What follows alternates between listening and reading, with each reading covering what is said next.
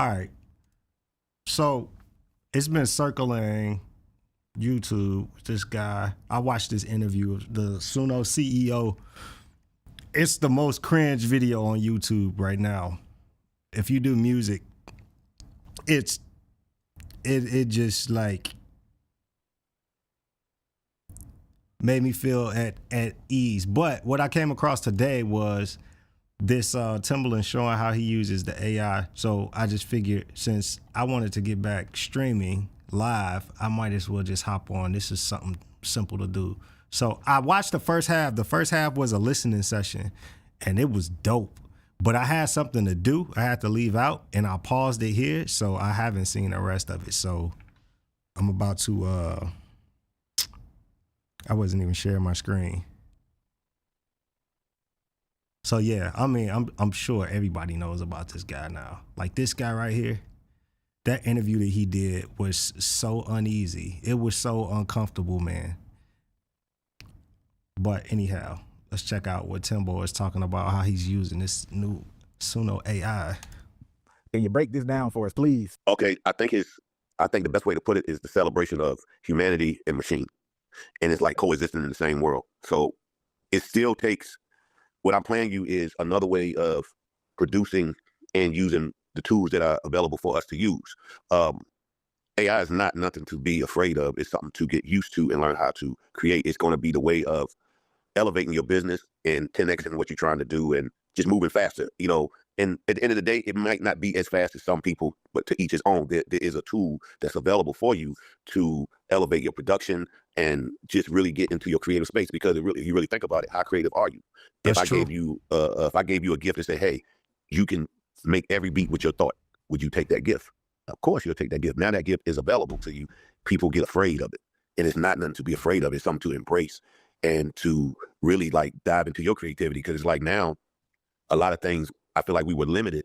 And, you know, you really couldn't do everything that you possibly could do when you were in the studio. And if you were real big, like you dream big and you think big and you want to do everything that's possible, but sometimes like, you know, everybody don't want to get on Discord sometimes. And some people don't want to fly or go places, but they're sin. And I know that's the whole game, is sinning thing. So my thing is, imagine if before you sin, you can complete your idea to the fullest and then send it to that same person. But now that person, you can add the choir, you already can put a choir to it, right? So you can still send it to that person that you want still to add the choir, but guess what? You're going to spark his creative juices and he going to think, well, wait a minute, what if I'm going to add this? I'll pause it here. I agree with what he's saying because before I even knew what he was doing or how he was doing it, using my own creativity, I got on Suno and I would put in prompts and see what it spit out. And when it spit out something really cool, I just took it to the DAW and redid it and recreated it. And it still made the process easy. I don't know if that's what he's doing. I don't know if he's breaking. I know he in the listening session he said he was breaking it into parts, into stems. But yeah, I just use it as, I don't know what to call it, like not a sketch pad, but I take it and I just recreate it. So I don't actually use what Suno spits back to me. You know what I'm saying? Like I know I'm good enough to recreate it, but I wouldn't have thought to create certain top lines or what have you like the AI. So yeah. This part, I'm gonna do this part on top of that. So it's just a tool for me of me producing. Like I feel like I'm always evolving, and I always can start a beat and make a beat. But sometimes I like to have the whole idea, or I think about the idea before I go press a button. But now that I can actually communicate that idea before I press the button and have a tool that can do that. That's like something I've been waiting for my whole life. You know what I'm saying? So it's a new way of me producing versus me going to my Ableton to start first. I can start first. I can go to my Ableton, pull up a thought that I started and say, okay, let me collab with Suno, Baby Timbo, to see how I want to make this flip. So I'm like, damn, this is a dope ass sound, but I actually want to make this sound be this way, or make it sound like a if y'all haven't seen, what's up, Spacious? What's up? Let me make my chat window bigger. I'm learning how to use this software. Spacious and who else is on here? Mr. the producer. I'm a user of Suno. Oh, no doubt. I lost my train of thought. What was I about to say? It'll come back to me. If it's a horn, I want it to sound like an African horn, or like how I would play in the backyard. So it's like I can describe those feelings that I want and get that now with a tool that's provided for me. So to me, I think that's like, as a creative of my caliber, that's a dream come true. You know, I think the beauty about this tool that shouldn't be so scary is it doesn't copy anything. It just learns from theory. You know what I'm saying? The theory of what's already out there, right? And I use it as I'm still doing what I would normally do on my Ableton. Then I upload it back to Suno. Suno gives me, depending on my prompt now and how I communicate, and it still Wait, acquires. I gotta The take biggest that thing back. Wait. Suno gives me normally do what's already out there, right? And I use it as I'm still doing what I would normally do on my Ableton. Then I Yeah. upload it back to Suno. Suno gives me, depending on my prompt now and how I communicate, and it still acquires. The biggest thing about this is like with this tool is still the biggest thing that it requires is human taste. It still requires your taste of what you do, meaning that That's what I'm scared of. That's what he just said. I'm so scared to upload my own stuff. And I'm paying because if you pay, then supposedly you own what it spits out to you. If you're doing a free thing, then you don't own it. You're not supposed to use it. But I'm nervous about putting up my creativity. I don't know, man. What y'all think about that? Like putting your creativity into the machine to help it learn. I give you the same thing. You are not going to produce what I produce. Your taste and what you hear is not my taste and what I hear. So it's going to give you something unique, but you still got to know if it's great or not. So anything that we do still requires who you are. It's still your DNA. It's like when I play you something, it's still Timberland DNA. You know why? Because my taste, not just only just my style. Everything about what I hear is all me. No matter where it's coming from, because I'm gonna be like, oh, that's crazy, that's great. And a lot of people gonna relate because it's just my quality of what I hear in music and how it should be heard. So I still need to know how to communicate to this machine to get out that Timberland sound. You know what I'm saying? It still has all these elements in there, but I got to know how to talk to it to get my the output that I need. So it's like understanding how to talk to it. But then when you say taste, it makes me think about like a Phineas, Billie Eilish's brother. They had one of the songs that they did where I believe they were listening to like a traffic light sound in Australia. And then they pulled that sound, put it in a beat, and end up being a part of a hit, right? A part of the beat, right? And the fact that everybody hears that, but he decided to pull it. That's basically the taste type of vibe, right? Like somebody saying, I like that sound. It doesn't matter that y'all heard it, but I felt it different, right? Yeah, and it's a taste. You know what I'm saying? Like how it's how you know, it's like curation is going to be big with this tool. Like, you know what I'm saying? Like I can give you you can curate something with the same tool, but your curation could be it's not going to sound like mine because I hear different. I think different. You know what I'm saying? Like Phineas thinks different. He hears different. And he's going to probably like, damn, I would have prompted that too type of thing. Like, you know what I'm saying? I was thinking the same way. So that's going to be another language spoken in the creative world. And it's right now, I'm probably like, you know, me, I feel like I'm at the forefront of it all. But that's going to be another way of communication in the creative writer world. You know what I'm saying? It's like people going to be sharing prompts on how to get the best out of this tool that we have. You know what I'm saying? It's available for us. And that's going to make the beauty of sound again, because it's like what I prompt and what you prompt are going to be two different things. And it's going to be one-on-one. So it's not like you're going to get it again. You know what I'm saying? You're just not. And that's the same thing when it comes to music. You just don't get the same thing again. It's like, you're not going to get another Metro beat. You know what I'm saying? This Metro is. That's real. Especially you said, man, when I create a beat, I can present it to an artist. I'm still me and not afraid of it learning me, because by the time it knows that, I am already on to the next sound. You're right. You're right, actually. Yeah, that's true. JAMD, it can make derivatives of your work later. That's my understanding based on your major record labels. Yeah. How he created that. Like you can try to create it, which you can duplicate if you find and pick the sounds, but you can tell from the original. You know that's what I'm saying? real. Right. That's only one. That's interesting, man. You talk about how important the prompts are going to be. And I mean, since we kind of did that first session, I was able to dive into Suno a lot more. And I think the biggest thing that was surprising to me is how descriptive you have to be to even get something that's decent, right? Like it's not as simple as going in and saying, make a dope trap beat, right? It's like you have to be, I want ethereal drums with, you know, a booming bass with these type of instruments, kind of like you were mapping out. So I'm wondering, hearing the music and let's say the terminology of feelings or just kind of I guess these descriptors for the music and the instruments, is that something that you were kind of thinking about even prior to the tool, or did Suno, or did you have to train yourself to kind of see music in those words to be able to translate your skills to Suno? That's a good question. For me, it's like a high learning of production. It's like, am I really that great? could I describe? Could I translate what I'm hearing and what I'm feeling into words? What words would it pick? What words would me and the machine collaborate on? So to me, it's like it's a different way of translating my music. So it's like I'm elevating myself. You know what I'm saying? And I agree with you. It is that you can't just go. You have to be kind of detailed, and at the same time, is you also training too, because you like, no, that's not what that means, and it'll spit out certain things that you think you know how it should sound, but it's not spitting out what it should sound. So that means you have to keep working with it, and maybe flip the words around, or maybe that's what happened to me. When a capital A or a capital T for trap could translate better for the machine, you know, versus a lowercase t. You know, it's those little elements. It's like, wow. You know, it's really like just elevating your mind. You know what I'm saying? It's like it's your thoughts. It's like it's going to the next level of creativity. You know, so like I say, for some people, it's not going to be. It might be the last thing they go to, or it might be the third thing, or the second thing, or some people the first. It all depends on your taste of how you create. You know what I'm saying? For me, it speeds up time for me when it comes to creativity, and for finding say, you know, I can make my own records, but then I also can present. I feel like it's a expensive way of presenting artists.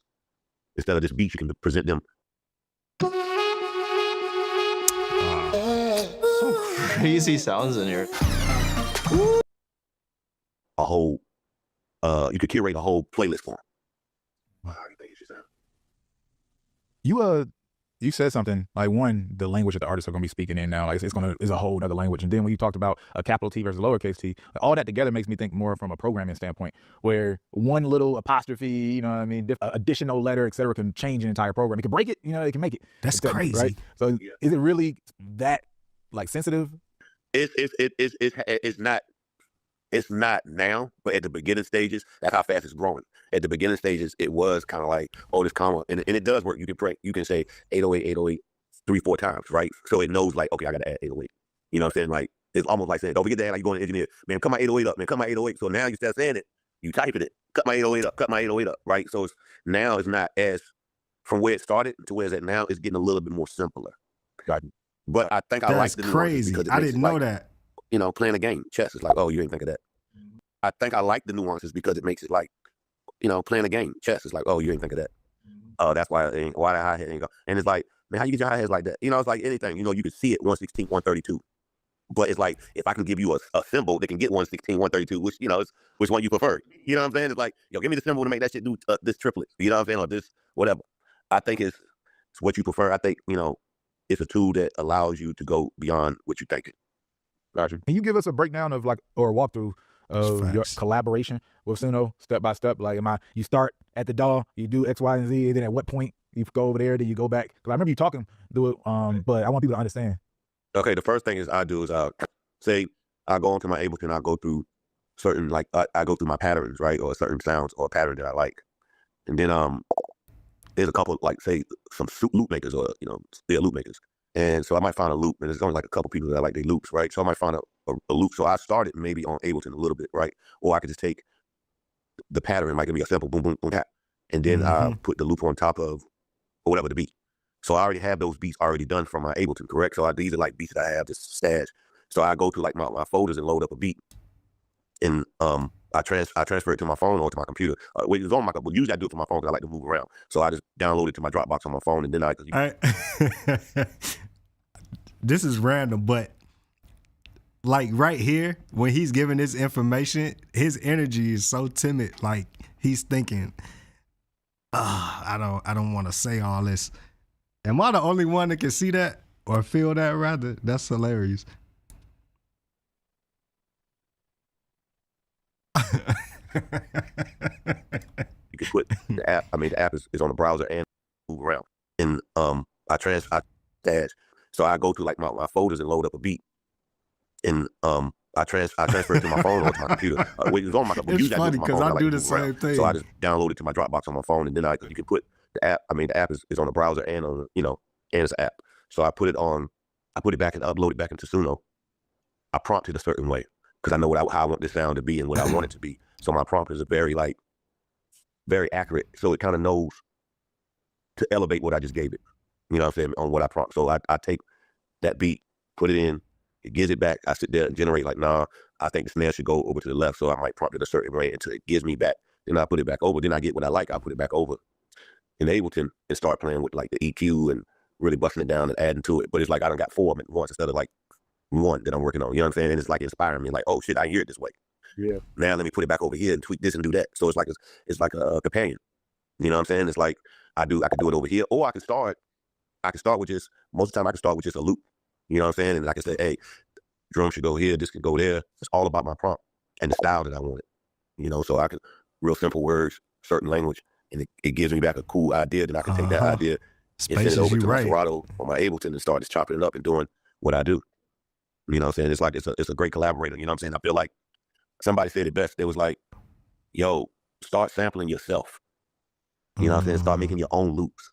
You have this tool to do that. So this kid I saw on his page, he got on Suno, he started doing, he's like, yo, then he put it back in Serato and start adding his own, adding sauce to it. But he was like, damn, I just made 15 loops out of just one sound.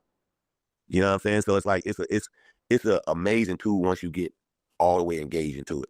But those are the steps how I use it. You know what I'm saying? And I'm always finding new ways. But the best way to say it is like, I still use the dog. It's not replacing the dog.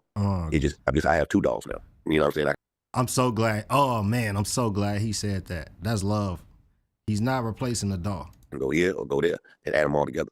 Yeah, I think that changes people's perspective a lot because when you think about AI music, AI beats, or whatever, immediately your mind is going to, well, the AI just creates all of it, right? But you cut all of that in his head once you say, I'm sampling myself, right? The fact that you are giving it references, which is you, that you created something. Feeding me. It's learning me in a better way. Exactly. So there's no way for ours to be the same. No. So like, I don't believe in, like, it's cool. It's almost like I know that part of people say to create some music. That's like the fun tool, a person who don't make music. You know what I'm saying? They can probably make some and it's going to spit out. But you got to treat this as like, it's you. You got to give it you. You know what I'm saying? It's not going to know you. You have to give the machine your taste of what it's looking for. So once it know that's like, oh, we trying to do this. We trying to elevate from here. All right, let's go. So what's the prompt? What are we doing? How you want me to flip it? You want me to take the snare away? You want me to put the more 808? You want me to make it this?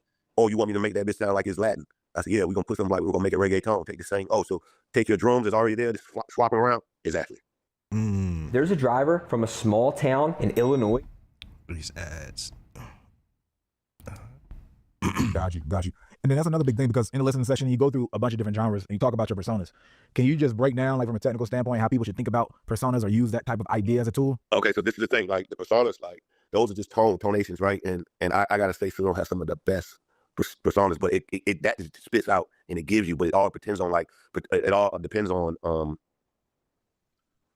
it might pick up a persona that has a twang, or like, you know what I'm saying? It might be the area. You might say Nashville, Memphis, and it might give you a persona that's from Memphis, or like a sound that how a Memphis person talks. So it's all about the personas is going to be like, it's going to give you, depending on what your prompt is, right? Some of the personas going to be hit or miss. And the beauty about it is it'll pick a persona that fits what you prompt the track to be. You know what I'm saying? So, and the ill part about Suno is you can save the persona, the one that you like.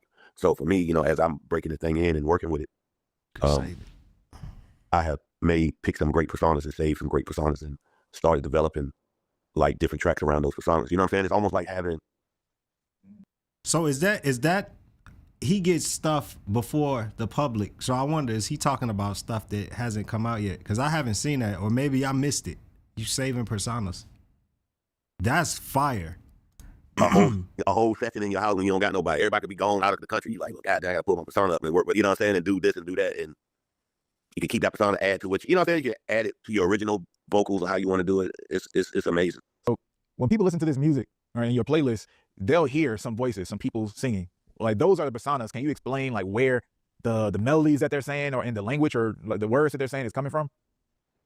The language is, well, it depends on the genre. A lot of the times, like a lot of if you listen to Latin music in Nigeria and all these countries, it's different language barriers. So if I'm doing a Timbo, it's going to give me Latin flavor. It's going to give me a Latin persona because it knows, but then it don't, right? So it's all about if you prompt words for it to say. So sometimes it has a button with an instrumental. You can do instrumental or you can give you different cadence. And that goes on your prompts too. So you can, when you write up the word, you write yeah, but how would you write yeah in the song? How would you say it? So it's like the way you just type, and it's simple, but it's like the little spacings and what you say kind of prompts the persona that it's going to give out. You know what I'm saying? And then the sound.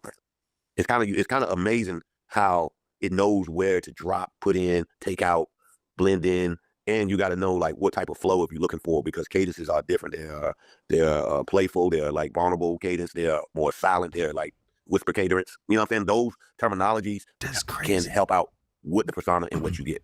You know what I'm saying? The thing about it for the flow it understands like where to place things. I can't really explain how, but it just sometimes it's like it's just a taste. You know what I'm saying? It's because it'll generate bull crap. You know what I'm saying? Like it's not it don't come out like that the first time. You got to sit and play with it. Yeah. And move it around and keep generating. The thing about it is you can keep generating. You know what I'm saying? You can keep. There's nothing to stop you. It's a hit of a button. Oh, let me change this word. Oh, let me prompt. Oh, this that, and it would give. It just knows what fits what. I can't explain how it knows, but it just knows. And once, right, because you can look at your prompt and be like, okay, you automatically feel what it should be, and it kind of gives you what you feel. So it's like it's I think it's amazing too because you can't really dictate the flow, but it knows to give it a flow from what you fed it. Like the music that I gave it is like you got that tempo, so it knows how that okay, this should have this on it. All right, so in this last segment of the interview, Timbaland's going to explain how he remixes artist music using this feature called covers. And to be clear, when you go back to the beginning of this video, the part of the listening session we're showing is an artist by the name of Dope. Do y'all use this the same way? The same way as Timbo is explaining? London Reed. That's a real artist. That is not an AI artist. She sent one song over to him after he made the beat, you know, the typical process. But after they got to that part where you hear the original, everything after that is Timbaland using the process that he's about to explain now. You know, it's this feature that's on Suno called covers. So covers really like, it allows you, it's really like a remix button, right? That's what I call it. It's like, you can, so this girl gave me the song, London Hill. I love the song, I love where it was going, but I also heard it in a different way. So I uploaded in covers and prompted the way that I thought it should go, or I want to hear different styles of this song. So what Suno does, it hears it, it prints out the lyrics, it reads out the lyrics, and the only thing I have to do is prompt in the style that I want to remix it in and how I want to remix it and what I want. So that's really it. That's really like, it's no hard steps to it. It's just you thinking of the style you think it should be. So it'll take elements that are already there from the original, like the producer who did it, right? So it knows that this is the sounds that you uploaded, and it'll rearrange it on your prompting. You know what I'm saying? And maybe adding and taking parts away and adding new parts, changing this. And the ill part about it, it changes her flow. It makes it according to the prompt. So like as I'm playing it, you're gonna hear different inflections in her voice. Some go high, some go low. It as the beat, as I changing what I want the beat to sound like and what style, it gives it just fits it back accurately. It's crazy how it interprets it back, because it's not like, it understands what has been uploaded and it gives you back something that's amazing when it's done generating. As soon as you put the plug-in on the Sonic, you're 90%, 95% of the way there. What other plugins do you know? Wow. Okay.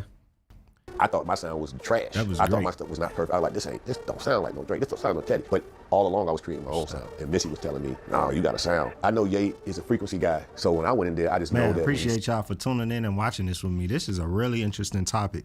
And I'm excited to start experimenting with it even more. It's become popular fast. And I still think it's an opportunity, especially us as music producers, to get in and try to use it in different, unique ways. But yeah, appreciate y'all, man. I'm gonna get off. Go get me something to eat. That was dope.